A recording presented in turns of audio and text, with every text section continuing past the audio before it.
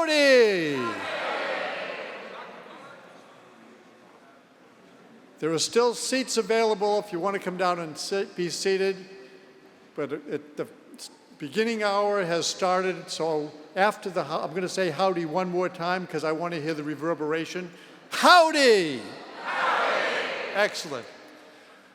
We are having a treat tonight that most other places would never dream to have. We're going to hear about what it means to have civil dialogue at a time when our dialogue hasn't really been very civil. The discussion is going to be moderated and headed by a pretty remarkable woman who knew what it was like to work for someone who didn't just express civil dialogue, but reflected the values of Texas A&M: respect, integrity, excellence, leadership, loyalty, and service. Jean Becker served as the Chief of Staff to President Bush after he left office and served longer than all of the other Chiefs of Staff added together. And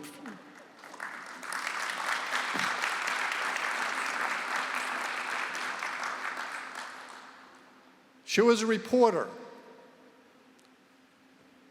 who did her homework for the USA Today, and she covered the White House that President and Barbara Bush served in. Then she was invited to work for Barbara Bush at the White House. And that work continued long after they left the White House and moved to Texas.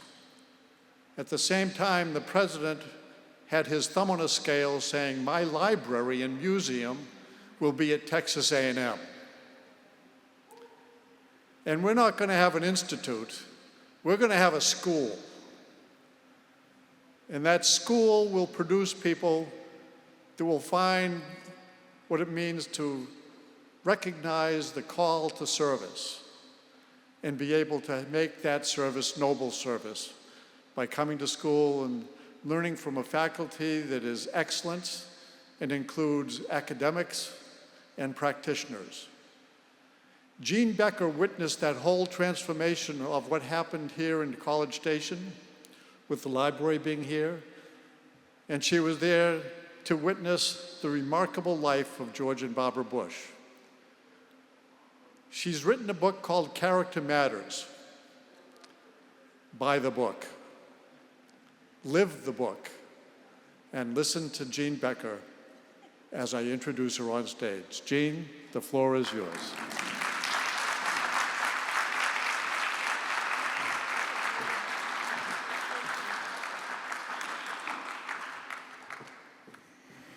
The best introduction ever. Not just because he said, buy the book. Oh, never mind. We have a lot of ground to cover tonight, so I'm going to jump right in there. Hold on to your hats. Just in the last few weeks, someone told me that a high-profile friend of theirs was choosing not to make a public endorsement in the presidential race because he was afraid of death threats for himself and his family, including his grandchildren. And no, I'm not talking about the 43rd President of the United States. I know what you're all thinking. A former Bush School student, when talking about this event tonight, told me his dream is to run for public office, but he doubts that he ever will.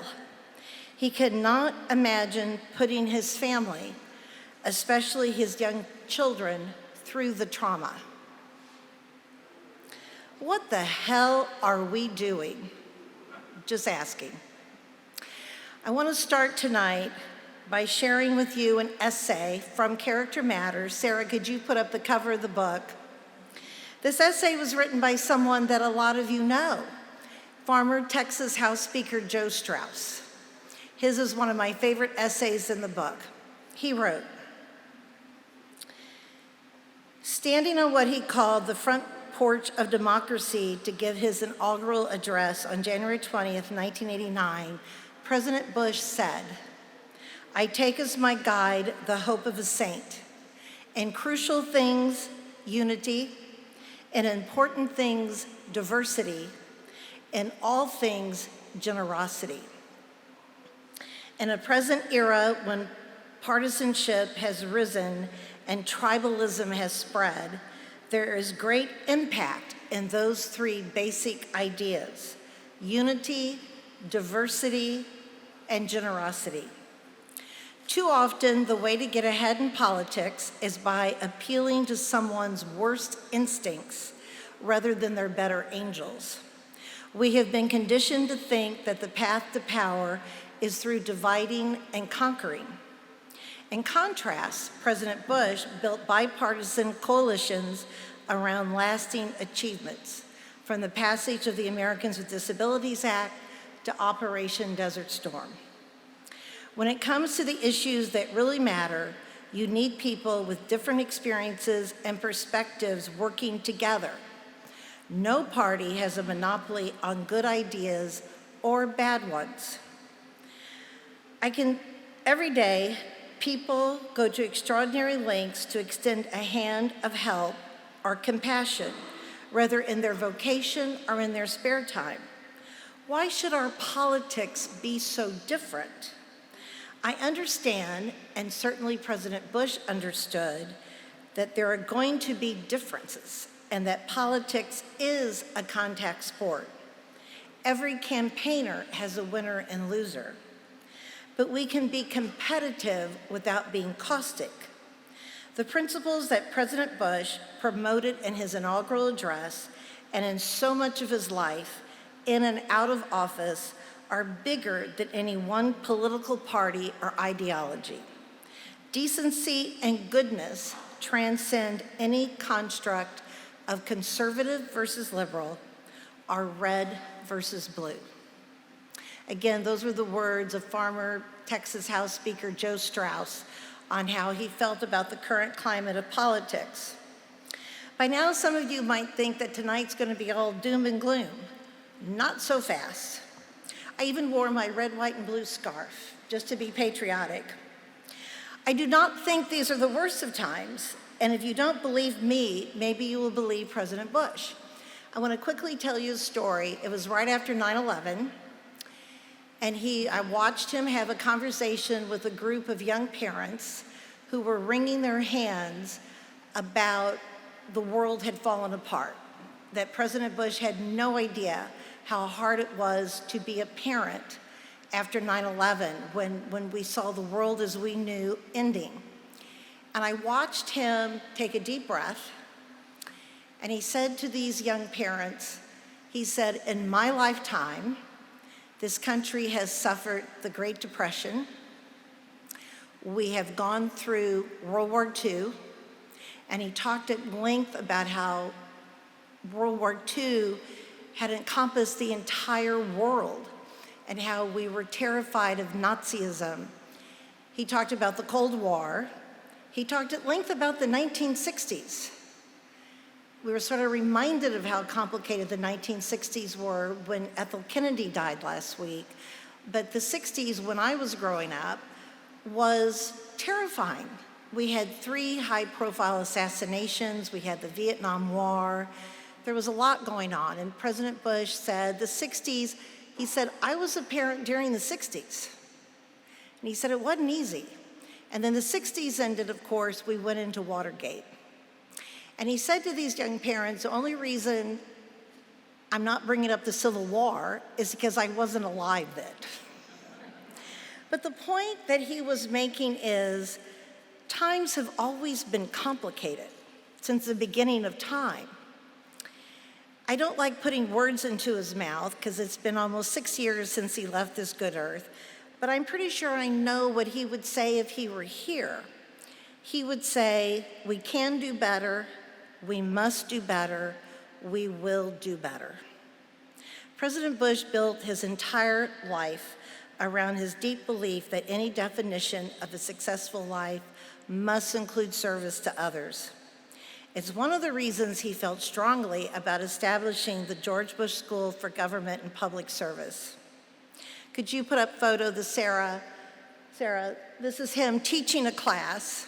And for all you current Bush School students here, I know you would love to have had this opportunity, but he loved dropping in on classes, and I think it used to sort of drive the teachers crazy just a little bit, but this is one of my favorite photos of him and Bush School students. He wanted a school where future generations could come and learn and be inspired to be our leaders of tomorrow. And oh, what a wise man he was, because the school is living up to his expectations and more. Which is why we're in the perfect place to discuss tonight's topic: why we serve and don't. There is a concern right now that good people will not run for office. And to save our democracy, to be a true constitutional democracy, we need a healthy two-party system, and we need good people running as Democrats and Republicans.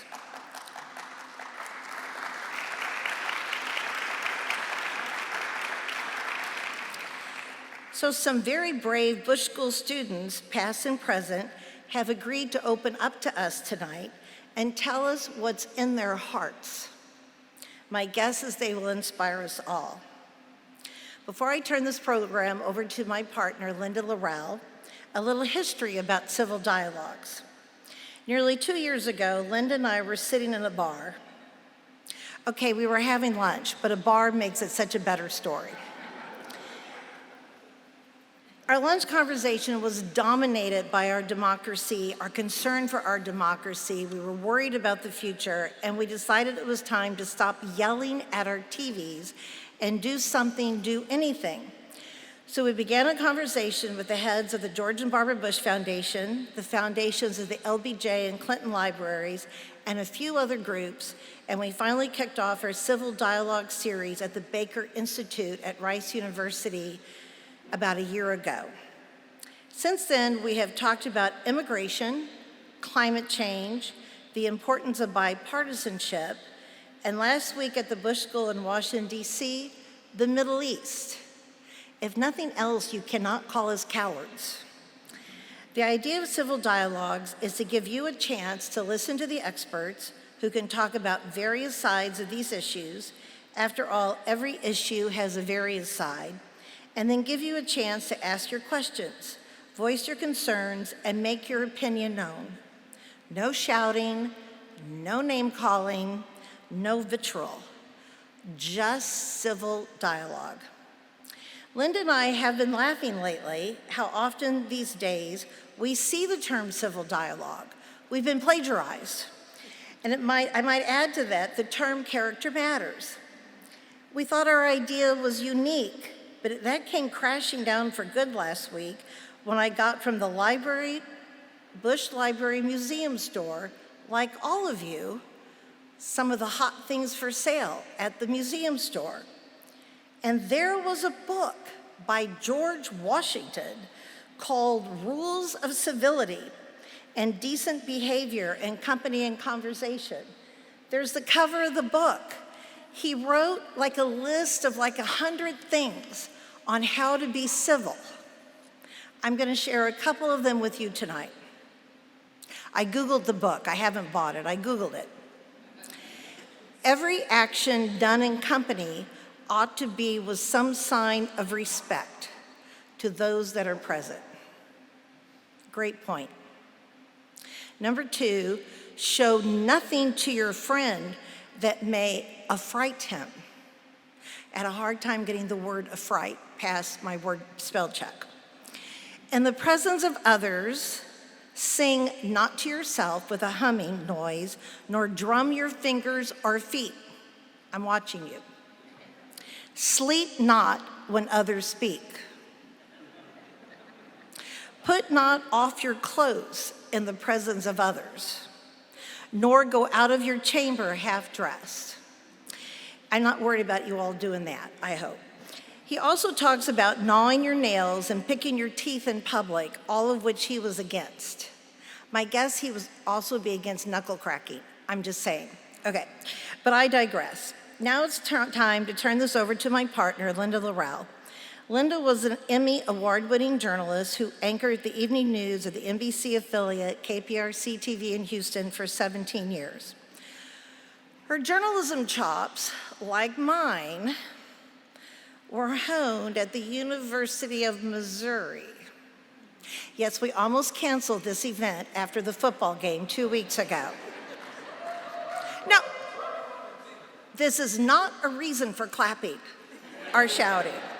But being the good sports we are, and I knew President Bush was happy the Aggies won, we decided to come. Today, she is CEO and executive producer of Linda Laurel Media, a video production and communications consulting firm. Linda, it is all yours.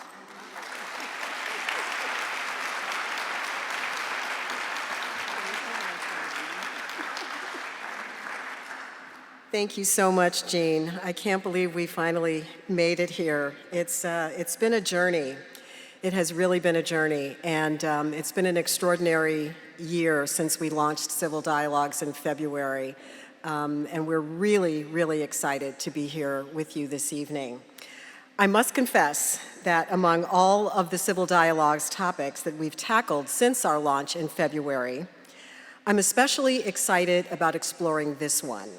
That's because I have given serious thought in recent years to running for public office.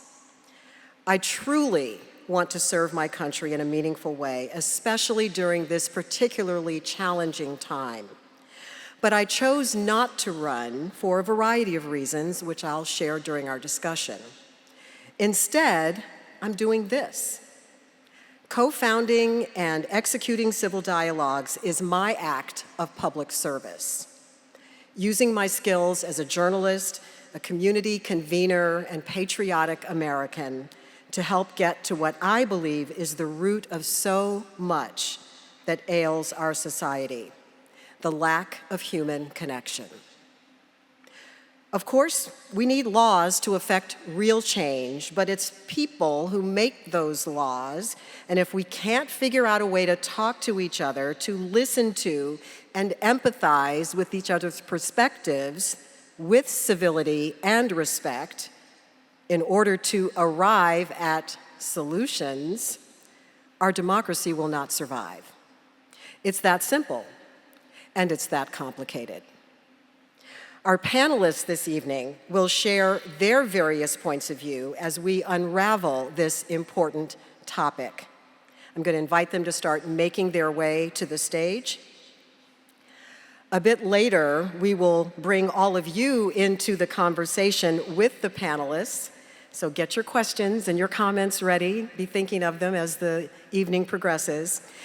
And then we will end this evening by giving you a chance to talk with each other at your tables in a facilitated conversation. And now it is my pleasure to introduce our panelists. Peyton McGuire is a first-year Master of International Affairs student at the Bush School. Peyton is passionate about public service and plans to return to his home state of Georgia after he completes his degree, where he aims to be a voice for his community and eventually run for public office. Peyton's dedication is rooted in his belief that respectful discussion is essential for effective leadership and engaging diverse perspectives. Please welcome Peyton.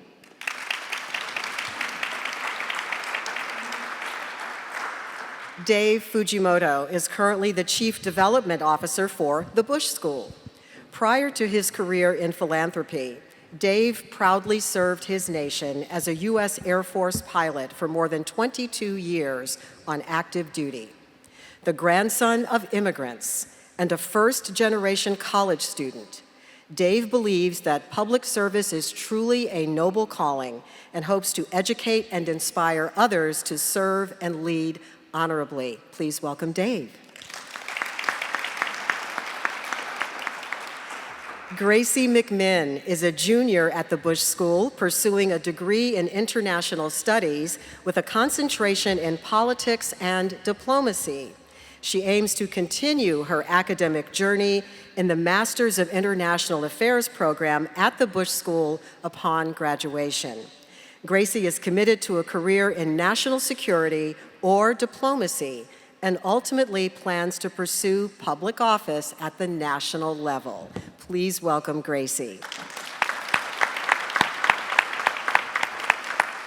Rob Altman is a vice president at Wells Fargo, a retired Army officer and combat veteran who ran for both county commissioner and tax assessor collector in one of the 10 most populated counties in Texas.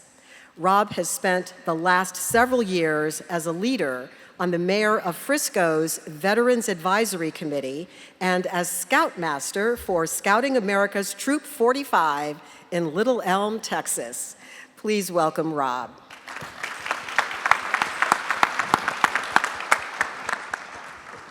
Okay, I've been so looking forward to this conversation. When we had our prep call a week or two ago, we talked for an hour, and we could have kept on going. So I know we've got a lot to get to this evening. I'm going to start by asking each of you this question.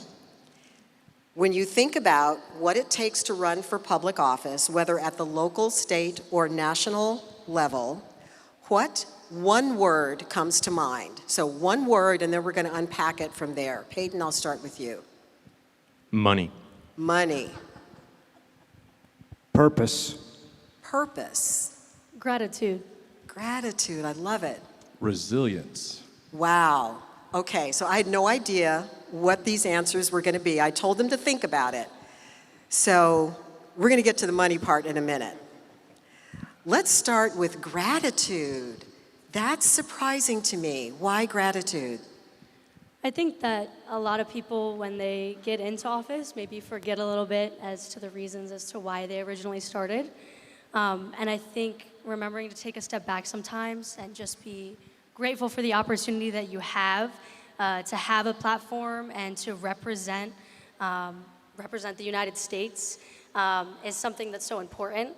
And so I think a lot of times, especially in today's climate, it's easy to get caught up in the negative pieces of going into office. And I think it's important to remember that you should be grateful for the time that you have to serve the nation. That's such a beautiful place for us to start. It really is. Okay, so Dave, your word was purpose. Yeah, purpose. So tell me more. What's behind that? Well, I wanted to say service, but you only gave me one word, so I had to choose You have lots of purpose. words now, so go for Right. it. And I'm a big fan of Simon Sinek, and many of you know he has probably his most famous TED Talk is Start with Why. Start with why. Mm-hmm. And the one question that you have to be able to answer when somebody asks you, and everybody will, is why are you running for this office? And if you have an artificial answer, if you have an answer you haven't thought about, or you have an answer that's not genuine, people will figure that out. Mm-hmm. And perhaps you shouldn't be running anyway. And so I had to think long and hard about that when I decided to run for office. What was my purpose? Why did I want to run? Okay, and I want you to share a little bit of your story in just a bit. Rob, you said resilience. Why?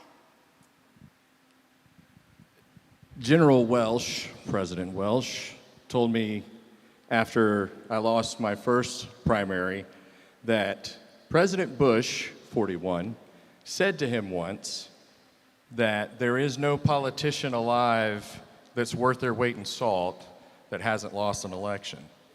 So I took that as a piece of encouragement. And what I mean with respect to resilience is that there are two parts, if I unpack that a little bit more. Resiliency related to resources, funding, messaging, and people. And then resilience relative to character, where you have to be you and stay who you are all of the time, and then lean on your family and lean on your faith. That's so good. I love all of that. So, okay, you mentioned funding, which is a perfect segue, thank you very much, to Peyton over here, who said money. Yeah. So I said money because I think that's the biggest hurdle to people getting involved in politics, running for office.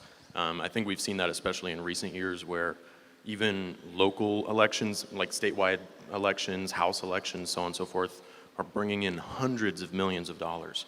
And that requires, someone to start it. Usually the candidate themselves, they have to invest significant personal funds into it, and some of the best people that are cut out for public office that we ought to hear from simply don't have that kind of money laying around.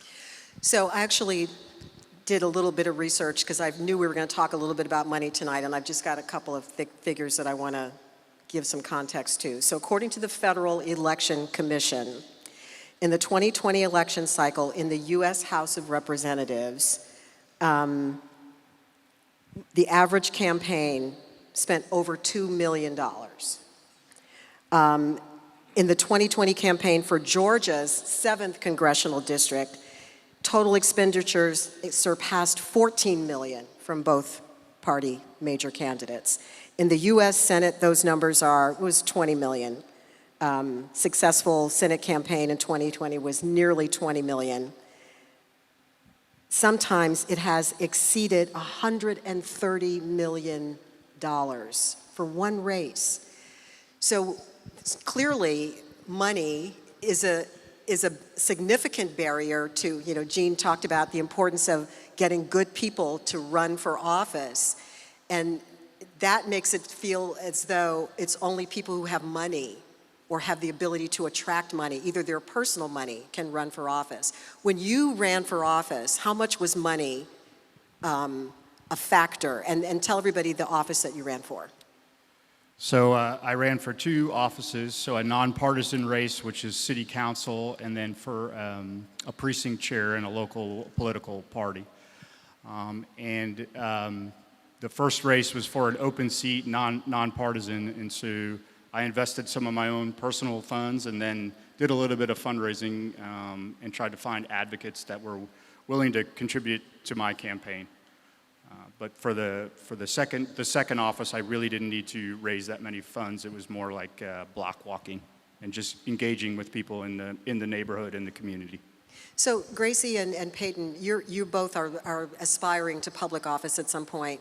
What are the barriers that you see? What gives you pause when you think about, you know what your purpose is, you feel the gratitude and all of that, but when you look at the lay of the land and what it takes on not only a financial level, but on a human level for yourself and your family members, what gives you pause when you think about putting yourself out there like that?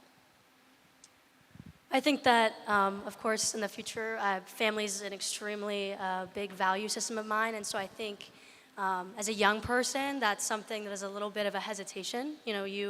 I'm okay with me as a person, right? Like, I'm the person running for office. It's okay if people are going to mudsling at me. But I think that when that divulges into your personal life, that's something that is a hesitation for me that I would certainly have to think about. And so I think that's why these conversations are important. Hopefully we can build a future that doesn't look like that and the hesitation is not as strong. What about you, Peyton? Has there been anything that you've seen that has really kind of turned you off and just said, I don't know if I can put myself through this? Yeah, I would definitely echo what Gracie said, a concern, a fear almost that my family would get dragged into something that I wouldn't think they'd have any, role in the discussion, but also the expectation then that I have to do the same thing back. The pressure from within whatever, organization I'm a part of, my staff, whoever, that there may be some sort of expectation that, okay, well, they started it, we have to respond. And then all of a sudden you're stooping to that level. And that kind of icky part of politics puts me off. Can I add something real quick? Please. So I think that, we need to ask our families if they're willing to take that journey with us, knowing that some attacks might come. I know this is something when you're married to somebody in the military, we're off doing things and sometimes we don't get their permission. We don't need their permission to go where Uncle Sam takes us. But running for office is a personal choice and it really needs to involve extended family members. And what I'm afraid of is that when extended family members are brought into the conversation, somehow that's an indicative, good or bad, on whether I'm a qualified candidate. Now, how about I just love my family? Yeah. And I have their permission to take this journey. Judge me. don't judge my family on whether or not I'm a qualified candidate And for office. we hear candidates say that all the time. You know, when you see personal attacks on someone's family member, it's particularly abhorrent. And, you know, you hate to see that. But we're living in a time where we are attacking each other sort of routinely just because of someone's point of view is a little bit different than mine. So, Rob, talk to me a little bit about what your experience was when you ran for office, and whether you would run again, and if not, why not? Well, I absolutely will run again when the right opportunity presents itself. And remind people what you ran for before and what your trajectory was, what happened. So I ran for Denton County's second precinct commissioner role, and I also ran for the Denton County tax assessor collector. I would say those are not the roles that I ultimately want to serve at, but at the time, those were what appeared to be the open doors for me to walk through. And I mentioned resilience, and on the side of resilience, there is hope. So one of my favorite speeches that I've heard recently here at the Bush School is a We the People speech by Andy Card, and I walked out of there on fire. I was motivated, excited, and hopeful. I think about history, and you know, Gene mentioned earlier about how President Bush 41 said that, you know, he had lived through some tough times. Right now, I'm in a readings class where I'm reading about World War I. Did you know that between 1882 and the assassinations of McKinley and Garfield, that we, over that time period to when World War I started, there were at least 15 assassinations around the world for heads of state? You know, that historical perspective is so important. So getting back to your race, I know one of the things that we talked about in our prep call was that you learned something about losing and authenticity. Can you share with the audience what that lesson was? Absolutely. I was, you know, for those of you that haven't entered the political arena yet, students out there, friends and community members out there thinking about public service, be careful when you listen to the political consultant. I'm in no way besmirching that entity or that role. It's necessary. You need someone at some times to help you think about messaging and strategic moves. I was encouraged early in the 22 primary to highlight some missteps of those candidates I was running against. I never told a lie. I'm very thankful that I can sit here and share with you that part of my character is intact. But I didn't sleep well given that I highlighted some things that made me uncomfortable as someone who calls themselves a Christian. So that's what you learned from the first time, right? That's right. The first primary The first taught primary. me to be authentic and be me. And to be you. And to be positive. Because that's who I am. The people that know me and love me know that I'm a positive leader. That you can forego, as we talked about just a minute ago, when somebody attacks your family. There are ways of positive leadership to move right past that and focus on a policy issue or what's at hand, as opposed to letting your ego get in the way. Because at the end of the day, it's not about me, it's about we the people. Right. So Dave, you had a particularly maybe contentious exit from the political arena. Would you kind of give a brief snapshot of that and tell the audience what happened? So I had two particular things that I probably was naive about. And so I go back to the first election I voted in, which was in 1988, right? And I think it's appropriate to reflect on that as an 18-year-old and who was running for president and who was running for vice president at that time. The first race I was in, there was 4 candidates, and as I said, it was nonpartisan. It was for an open seat. It was open seat, and I came to the race pretty late, pretty new in the community. But my thoughts were, I want to solve problems. So my purpose was solving problems. And I quickly learned by listening to stakeholders, they didn't want to hear either my proposals or the fact that, hey, I'm going to listen to the citizens and the stakeholders.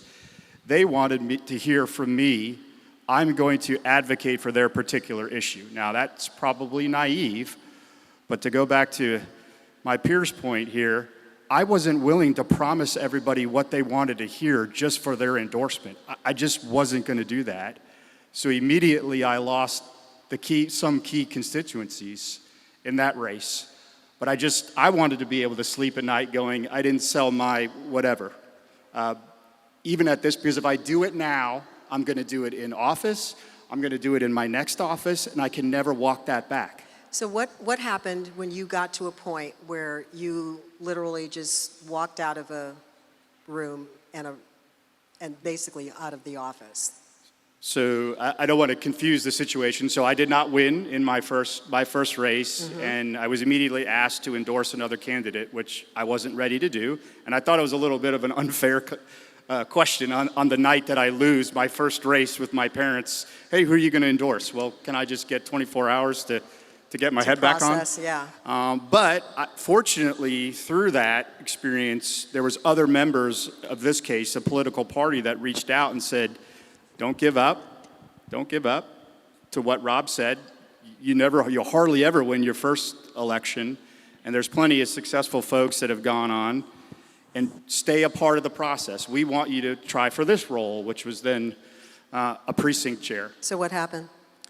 So I was welcomed and participated for a few years as part of the local political party. And eventually, I figured out that my approach and my values were not necessarily welcome in that room, in a party that I had voted for my entire life. How did that make you feel? Ashamed, shocked, angry. Again, my advice to the group was, why are we spending so much time not necessarily attacking me? I don't want sympathy. But why are we attacking so many members of our own party? That's not why I joined. That's not why I'm offering my time. I want to offer better policy solutions. And the name calling, the accusations of loyalty or not loyalty are instantaneous in that moment. And so you're quickly on the defensive, you're quickly into mudslinging and name calling.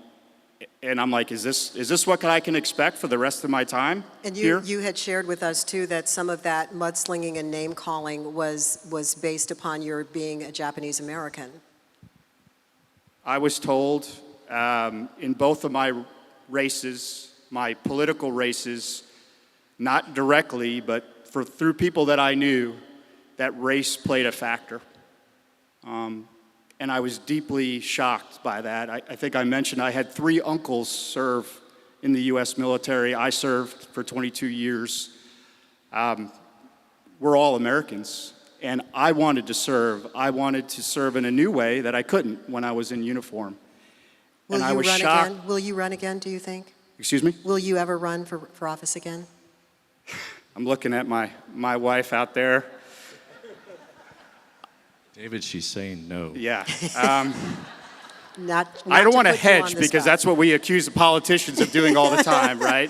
But I'm kind of like Rob, that I think my thought process would be a lot different, and I couldn't do it without the money, and I couldn't do it unless I could stick to who I am throughout the entire race. To be your authentic self, Right, as Dave. throughout the primary and the general. So, Peyton, when you hear the stories of Rob and Dave and some of the things that they've been through, what goes through your mind as a young man who is aspiring to serve our country through public service? I wonder how we can change that, how we can make it different. Not necessarily like how it used to be thing, but reshape what it means to run for office and how that looks. Just the idea that you would get shouted out of a room just for saying, I want to talk about the issues and I don't want to, sling mud at people that I know and that I've worked with before, it's kind of absurd to me because I haven't personally dealt with that, although the way it sounds, I might be dealing with that one day. So, Gracie, how about you? When you hear that, does it make you think twice about whether you might want to run? And I'm also curious. That's one part of my question. The other part is I'm curious about, and this is really for both of you, what young people of your generation think about the political process, what they're seeing, wherever they're getting their media from about what's happening in this current election cycle, and just what it takes, what just the tenor of our politics. What are the conversations that you guys in your generation are having, and how that impacts how you think about your future and how the political system plays into what your future is going to look like? I think a big topic of conversation that I have frequently with my friends is, what happened to the word compromise and communication? Where did those things go? And I think, likewise to Peyton, what does it look like when we start reinstituting those things with the current climate being the way that it is today? And I think a lot of us are like, okay, when we get in the room and we are having civil dialogues or we are talking about something that is a polarizing topic that we maybe don't agree on, how is it that we can find a compromise where we come together on an agreement instead of trying so hard to full force someone to completely agree with us? And I think when you look at the political climate today, you are not seeing that level of compromise anymore. And I think as a young person, that's something that my generation is hoping to strive for, and I'm sure Peyton feels the same way. Go ahead. I do feel the same way. I will say that a lot of the people I would interact with back home in Georgia, of course now it's different because I'm among fellow Bush School students who are all pretty like-minded in that sense, but I would talk to people who would just feel so dejected about the current political system. They're thinking that their vote doesn't matter, that their voice doesn't matter, and they're being fed a lot of misinformation. And I think you mentioned how are they getting their media, their news, social media, a lot of them. I'll have people show me, oh, look at this TikTok video. I'm like, if it's on TikTok, I don't want to see it. I don't believe it already. And I think a lot of people just don't know what reliable sources of information look like anymore, especially among my generation. You brought up another elephant in the room. The first one, of course, was money as it relates to all of this, but the second one is media, and not just social media. I'm talking about my friends in the mainstream media and just how the media's role in all this. Gene and I are going to be doing a civil dialogue or 2 or 3 on that topic in partnership with our journalism schools sometime next year. We're in the process of trying to plan all of that. But that's a major piece of this as it plays into how our political system is structured and how it plays out. Okay, so let's move to talk a little bit about solutions. How do we fix this? If there were 1 or 2 things that you could say right off the top of your head that we need to do as a society to fix the system of what it takes to run and win and get to a point where you can actually affect change. What would you change, Rob? Can you think of anything? Leaders should always be very careful what words they use. I am conditioned, as David was and as you will be, and I hope you will take the concept as a military officer who was expected to be in combat, that I had to be calm under fire. When I was on a mic, a handheld phone, telling someone what resources I need, I couldn't be emotionally distraught. My voice had to be calm. I had to be clear. Everyone had to take a sense of calm from me. So when we have leaders, God help them, and I mean this, the 2 people running for the highest office in our land at one point over the last several years have said that our government is illegitimate. That is absolutely inaccessible, and it is anathema to the United States of America. As someone who was fighting counterinsurgency, and the rest of my brothers and sisters in arms, one of the things we were fighting for abroad was to get to legitimacy for government. So we can't have leaders saying things that are fundamentally going to undermine the United States of America.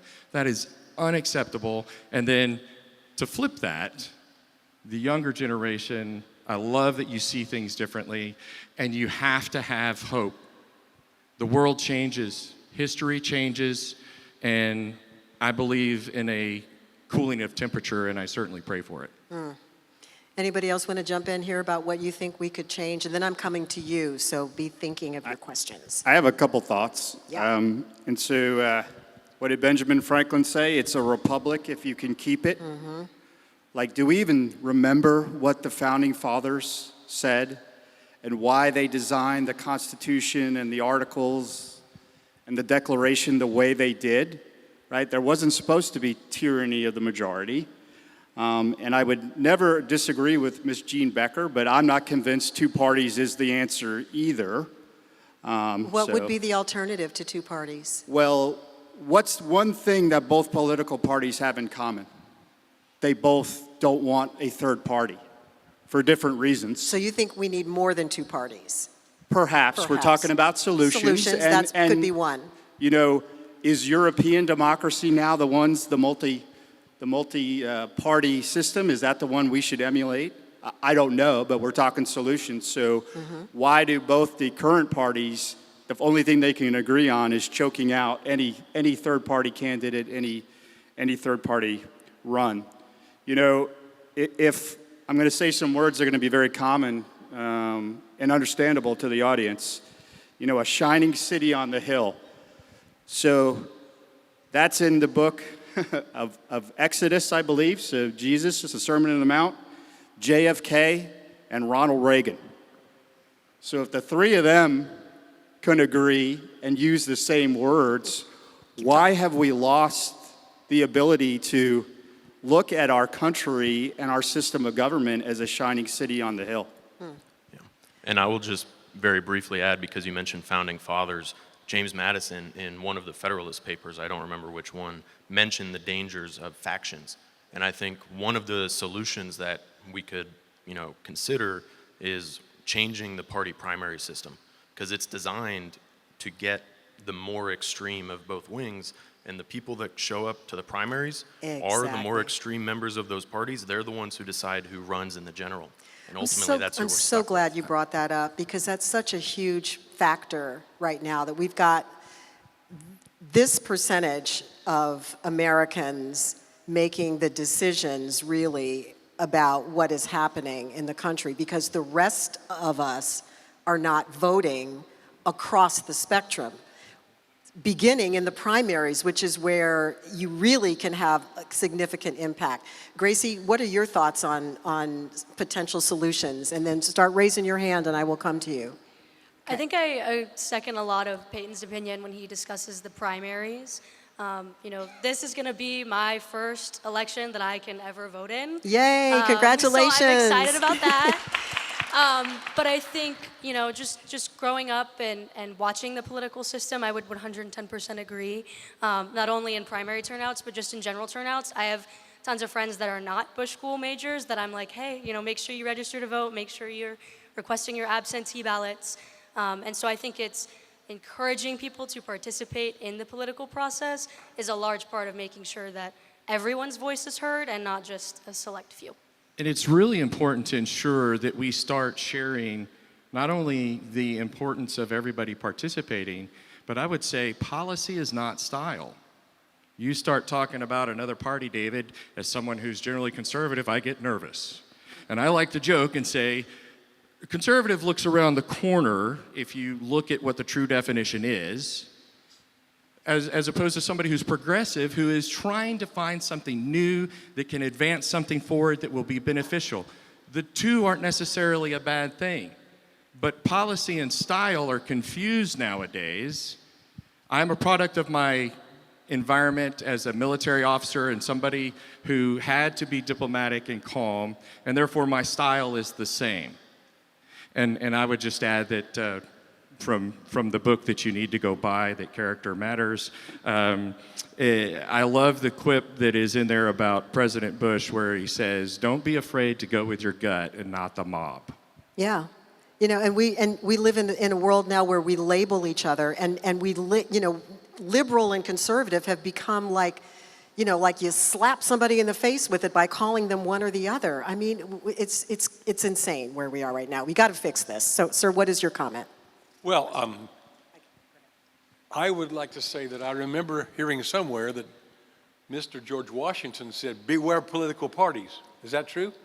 He did say that. Well, I have a question. Why do we need political parties? Just look at the individual. Drop the mic. Why do we need political parties? Anybody want to weigh in on that? I have no idea. You guys anybody want to try to answer that as I make my way back here? Where was the hand? Okay. Why do we need political parties? Do we need political parties? I mean, we need some sort of a system, some sort of structure to be able to impart what our messages are, but perhaps it's not a political party. I don't know. What is your question I would just say I don't know that the Who had their parties are hand the up? issue. I think it's a character issue. Say again, I'm sorry. I don't think that it's a party issue. I think it's a character issue and a valuing of people issue. Okay. And I'm going to civilly disagree with my good friend Rob. Okay. Howdy, Trent Lilly, Bush School Class 25, Master of International Affairs. We've talked a lot tonight about participation of people who are running for office. We haven't necessarily touched on people participating in the democratic process in general. I think that there's a similar hesitation from just your average citizen getting out to vote.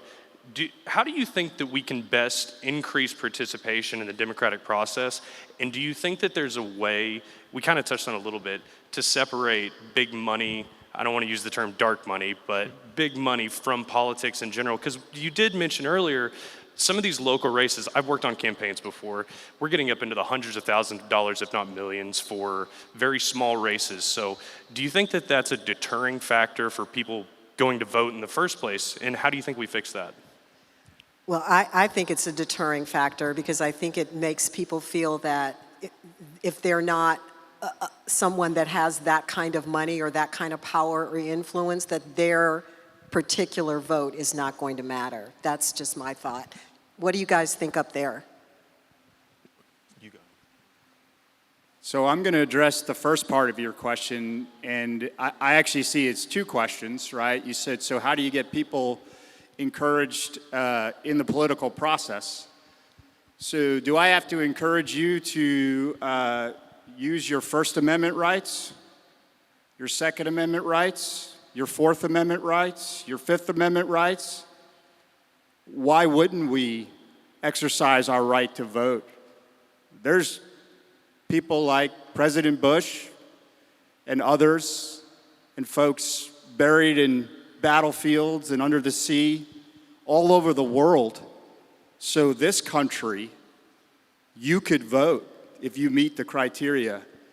So how about we just think about the sacrifices that those folks made and maybe the risks that the founding fathers took, that we're all going to be strung up on a rope if we didn't win the Revolutionary War, and just exercise that right like we do the other rights every day. So I'm going to push back just a little bit on that, only to say that most of us in this room believe that, but there are a whole bunch of people that just don't. They don't feel that they have the same access. They don't feel that they have the same resources, and they certainly, in many cases, might not even have the same education to know. So I think it's a multi-pronged approach. I'm just going to leave it there because I want to get a couple more questions in here. So you've used the word leader a number of times. I read something not long ago in the Wall Street Journal that resonated with me, and that is most elected officials are not leaders. They are people who are good at making strangers like them. And so my question for you then is, how do you think that somebody stands out and runs for an elected office today who actually has leadership potential? like a Ronald Reagan, like a Bush 41 or a Bush 43, and actually makes a difference rather than just make strangers like them and keep liking them and do what's necessary for strangers to keep liking them? Yeah, I think as far as your comments about, politicians not always or not necessarily being leaders, I think that's absolutely true. And you don't have to be in a position of power to be a leader. I think we all would agree with that. You can be, a church pastor, member of a church, and still be a leader to your community and your family, your friends, so on and so forth. As far as how you can identify a leader, I don't know necessarily the right answer, but I think if they're willing to make the tough decisions, but also that they take responsibility for those decisions. They don't make some random excuse about, oh, well, the other guy made me do it, so. Read Gene's book, seriously, to understand and to know what leadership looks like, what the qualities are. And that was such a great question. It's such a great question. And I think that a lot of that has to do with the media-saturated, infatuated society that we live in. It's all about likes. Do you like me? And what can I do to make myself more appealing to you, and whatever that means? Physically, intellectually, whatever, but it's all of these things combined. What's your question or comment? My comment was just to get out in the community. We can't include historically excluded communities and educate them about voting and getting involved and volunteering their own community. You can start simply by going to a historically excluded voting place, one of those places that might be shut down because they're a low-income area. I think one of the things that people miss, you just touch on it, is like they're behind a screen all the time. Get out in the community, touch base with people, learn about humanity again. Drop the screens. I'm gonna go old school, get out from behind your screens. Please stop being a keyboard warrior and be in your community and volunteer and love on the people around you, everyone. I'm so glad you said When that. you do acts of service, you get to connect with people. And don't forget women's suffrage. I'm thinking and talking with my wife, Shelley, of 20-some years, and we say, how do we teach our children to manage money well? We look at the Millionaire Next Door, the book that came in the early 90s, and they talk about this case study of the third generation. How do you get the follow-on generations not to lose the affluence? Well, I would say the same is true relative to politics. So how do we continue to help our community remember that you need to vote? It wasn't too long ago women could not vote. Just 100 years, friends. We have to, whatever the case study you want to apply to it, or if you want to use somebody overseas, and think about that. Think about those places. We're still the best place to come to. The United States of America still is a shining city on the hill, but we have to push character, and you have to be able to, as Gene's book highlights, be able to tell somebody they're off the rails. And that case I'm talking about is when President George H.W. Bush said to President Nixon that he didn't think he could survive that Watergate scandal. I think high school civics class, or just a civics class in, high school, middle school, something like that, because I took a financial literacy class in high school, and that's what got me, one, knowledgeable, but also interested in how I can save money for my future. And so since then, I've been putting money away, investing it, responsibly and so on and so forth. And I think if we had something similar, civics class, which I think has disappeared from a lot of curriculums, Yep. Can educate people on just the basics. And that's a huge part of why some people don't participate, because they don't really know how the system works. They just don't. I mean, we know, those of us in this room, we're here for a reason, okay? We know how it works. Some of us are in the system. We're in those positions of power, but there are so many people who just don't. All you have to do is go on social media and see some of the comments that are made that shows how little people know about how our government works. Just the basics. Jean, you get the last word before we move to the next session. I want to challenge everybody here.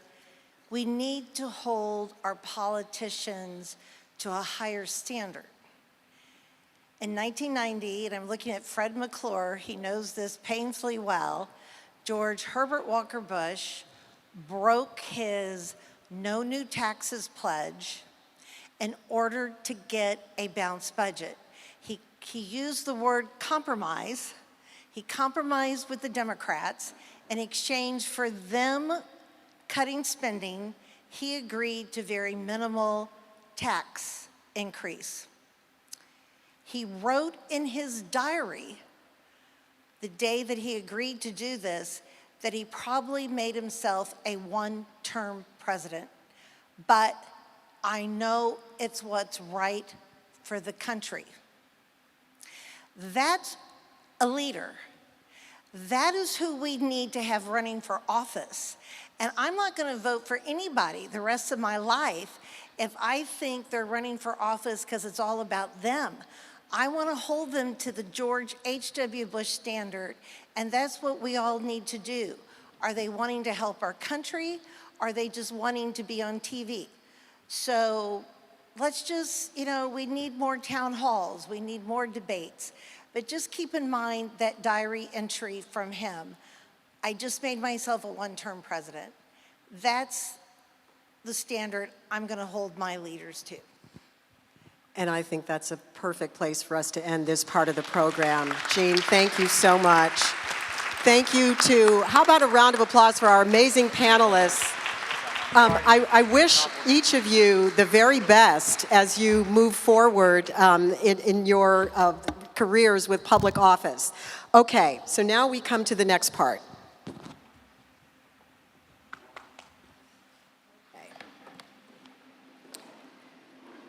So here is what happens now. You are going to get a chance to talk to each other. One of the partners that we have with Civil Dialogues is called Living Room Conversations, which is an amazing nonprofit organization that helps Americans talk to each other. So our partners at Living Room Conversations have conversation guides that are designed to help us all practice skills like listening, empathy, and curiosity that facilitate the kind of united efforts we hope to achieve around why a healthy democracy depends upon attracting good people to run for public office. These small group conversations are a simple, sociable, and structured way to practice communicating across differences. Our conversation today will be just about 30 minutes, and rather than debating or convincing others, we will take turns talking to share and learn and be curious.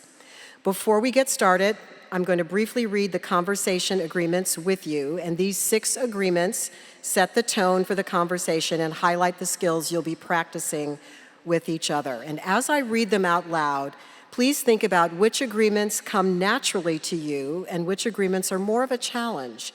Choose one to focus on during your brief conversation. First and foremost, be curious and listen to understand, not to refute.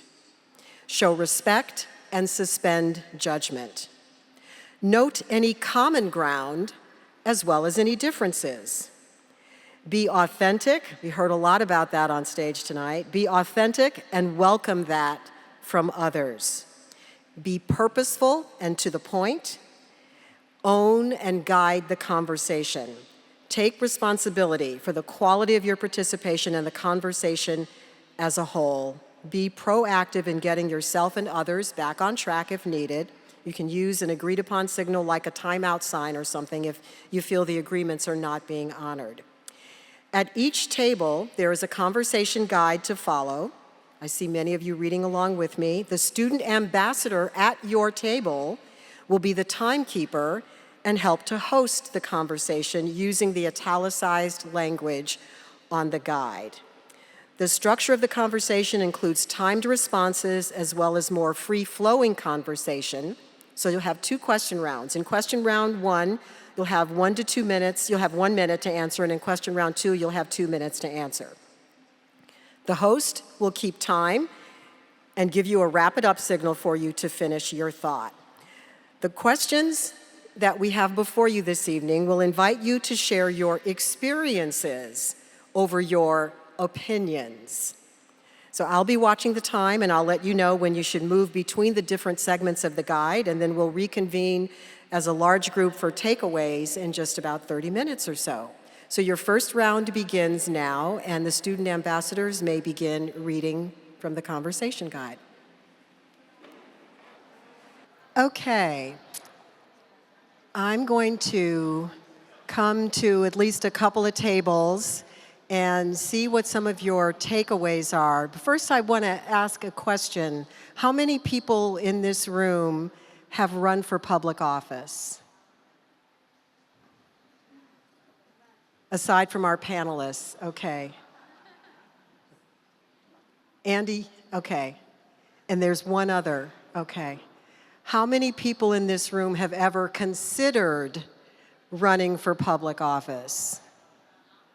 Ah, okay. What did you take away from this conversation? Who can share some themes with me? And as I'm waiting for somebody to raise their hand, I'm just going to come over and talk to somebody, okay? Just put you on the spot. But I never shared why I chose not to run for office. So I chose not to run for office for some of the reasons that I heard my friend here talking about just a moment ago, which is, I personally don't think that my skin is thick enough. I don't think I could take the onslaught of whatever I know would be coming my way. And I've had people ask me to run for office for a number of years. And I just never felt, one, that I could put my family through it, and two, that I personally could maintain my mental health in a situation that I know I would find myself in. And I'm a pretty strong person, but I know myself well enough to know that I don't think I could handle it. And then the third reason is I feel like by doing this work that we're doing here tonight and the work that Jean and I are doing, that I can have a more immediate impact, because I still, like I said at the beginning, really believe that the root of all of this is that we're not connected as humans. And one of my gifts is being able to help us do that. So to me, this is it's a better way for me to be impactful now instead of going through the process and taking so many years to go through that process and not even know if I'm going to get to the point where I can really make a change. So that's my story. Anybody else want to share whatever's on your mind right now, what you took away from this conversation, what you took away from this evening, how you plan to move forward from here? I'm going to come stick a microphone in somebody's mouth. Okay, somebody's face. Go ahead. So I think I'm pretty hopeful for the future. I talked to some pretty amazing people tonight, and I think when we were talking about the sense of purpose and mission that guides us, none of us said ourselves and what we want to do, but we spoke about our families and serving people externally. I love that, especially hearing from your generation. So that's great. Did anybody have their minds changed on anything at all tonight? Did you maybe think about running for office? No? Nobody's mind got changed about anything? Did you learn anything new or different about some of the folks at your table? Now, this table was over here saying, you guys were having too much fun. So you were saying that some people might want to leave this table. Why was that? What was going on over here? What was going on over here? I just think our generation may have opened their eyes to some of the things that we've seen in the past, and how you can go into something and feel like you're really going to make a difference, and until you get into the system, you don't realize how much is behind the scenes changing everything that you've done. I helped someone run for the city we came from, did everything I could, grassroots, got him elected, went to the first city council meeting, and he voted exactly opposite on everything he promised me he would do at my home when I invited my friends in to help him get elected. But then he got there and the big dogs talked him into something else, and my heart was broken. Didn't do it again. And so you've been out of it ever since? Yep. That's really sad, but that's the reality. Did it surprise you to hear all of that?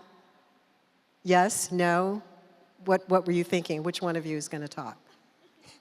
Which? You're the student.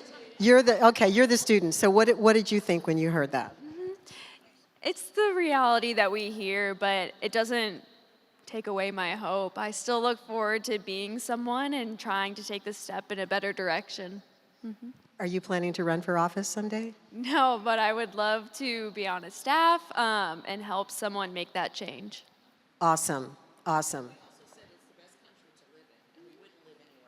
Say that again. We all also agree it is the best country to live in, and we would not want to live anywhere else. But we have to accept it, warts and all, and to just work to fix it and make it better. Exactly. We have to be willing to do our part to help make it better. And that's what tonight has been all about. So I'm going to make my way up front because there's somebody there, and on my way, I'm going to stop and talk to you.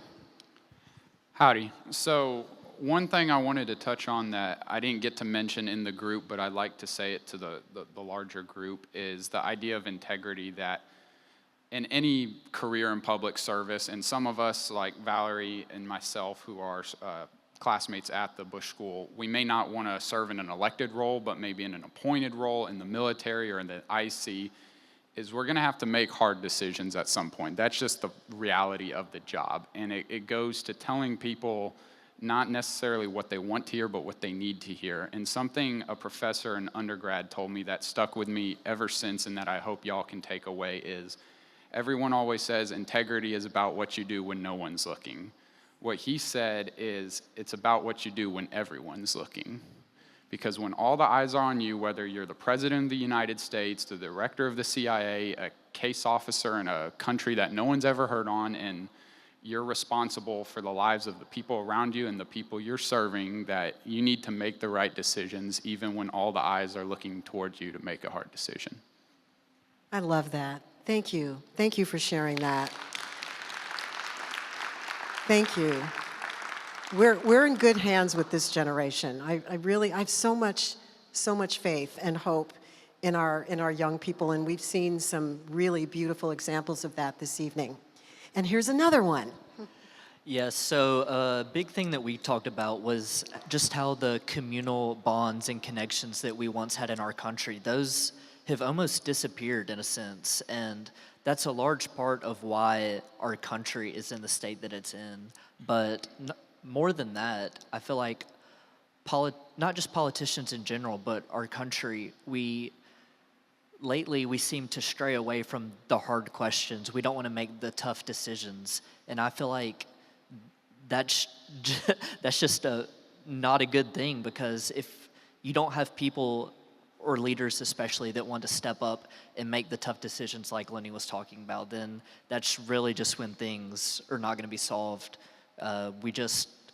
Somebody mentioned it earlier, we're keyboard warriors in a sense, and when those two things, when you can't come together as a community and you don't have leaders that are willing to step up and make the tough decisions, then things are just going to keep going downhill or stay in the way that they are. The next time an election rolls around, what would you like to see that would be different and better than what we're seeing right now? Well, one thing that Ms. Becker mentioned was more debates, more civil dialogues, and that's something you would think that people running for office would want to discuss with each other and to discuss their policy stances and how they would solve issues, instead of attacking each other and saying why the other person is not the best for the country, rather than what they'll do and how they'll work with others. So, absolutely, could not agree with you more. And our role in all of that is, as Jean said, is to hold our elected officials accountable, to tell them what we want, and to be engaged and involved in the process. I hope that you have enjoyed this evening. Please go to our website, civildialogues.us, sign up for the newsletter. Let us keep you up to date on all the things that we're doing. Tell people about what we're doing. If you have some ideas about where we might go, we're partnering obviously with presidential libraries and policy institutes, but there are other opportunities that are out there. We want to be all over the country. We want to be having these dialogues with all of our fellow Americans. This is our public service. We've got 41 sitting on our shoulders. We hear them all the time. We talk about them all the time. I hear them. I've got a picture of them on my desk at home. and I look at him every day. And he was the most incredible man, and I feel so blessed and so fortunate to have gotten to know him and Mrs. Bush. And what an honor for this event to be here in this building. We're the first public event in this new space. So thank you. Andy Card, thank you so much for having us. I'm going to give you the last word. Thank you. You've been amazing, and this has been wonderful. Thank you so much. Thank you, Linda. On behalf of the George and Barbara Bush Foundation, we've introduced you to the opportunity to have civil dialogue. I would ask you to take a premonition from my grandmother and tell your children and grandchildren, taste your words before you spit them out. And do not leave the room until you go out the door. Be fully present when other people are talking. Civil dialogue is very critically important, but having a dialogue is important. And guess what? The juice of our democracy is actually having pluralism, having different ideas. If everyone agrees, someone is lying. And if it's your way or the highway, you're not in a democracy. There is common ground. I describe it as, when I first got involved in politics, and it was not a dirty word then, now it is, but when I first got involved in politics, the rug of American politics had more rug than fringe. Today, there's more fringe than rug. But I remind you that that thread on the left goes all the way through that rug and comes out on the right. There is common ground, and we have to have the courage to do it.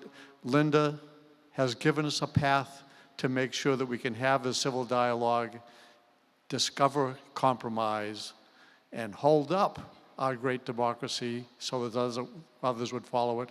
I was disappointed that fewer of you were willing to go into politics when we really need you in politics.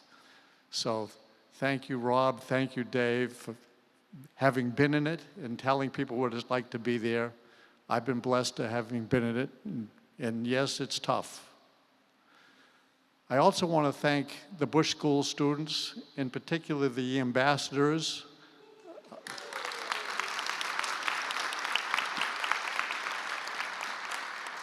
But it's their leader, John Sherman, the dean, that is going to make sure that you're on the path to contributions.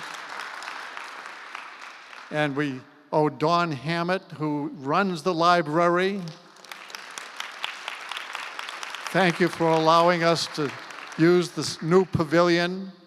And we encourage you all to be cognizant that this building is here for a purpose. It's not just to show off a train or a helicopter. We are here making sure other people will never forget the remarkable legacy of life, liberty, and participation in a democracy that George and Barbara Bush gave us. This building is here honoring their example and how we should live our lives and participate in our government and answer the call to public service. And it's very wonderful that we have the school right next door. You've heard me say many times, the president knew if people wanted to come and see what he did in his life, they went to the library and the museum, and he couldn't have anybody change anything. It was what it was. Go and take a look at it and learn from what he did. What he really cared about, what was going on the Bush school side. Those are the people who will be in our government, in public service, making a difference. And they are the true living legacy of George Bush, and that's why we're here. Thank you for a wonderful evening. Thank you, Linda. Thank you, Jean. Thank you, Dawn. Thank you, John, the dean. And thank you, Fred McClure, for being here representing the president of the university and everybody else, and you have a remarkable role. And please, go forth and multiply. and have civil dialogue.